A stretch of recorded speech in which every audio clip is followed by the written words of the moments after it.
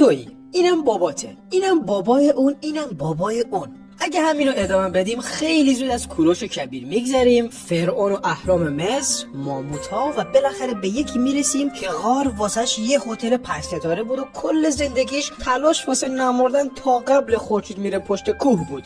اون آدم اون جد توه. اون نه اسمی داره، نه کفشی داره و هیچ ایده‌ای نداره که توی معتاد به حله حوله‌ای که کل زندگیت بر پای قهوه چینی شده اصلا وجود داره. ولی بیا یه چیزی بهت بگم، اگه اون آدم یا هزاران آدم بعد اون که تو زنجیر آبا اجداد تو یه اشتباه کوچیک میکردن، واسم سوال این چطوری مرده، خورده میشدن توسط یه حیوان درنده، یا اصلا تو تولید مثل مشکل داشتن، تو اینجا نبودی. تو وجود داری چون هزاران هزار آدم قبل تو وقتی نمردن که نباید میمردن.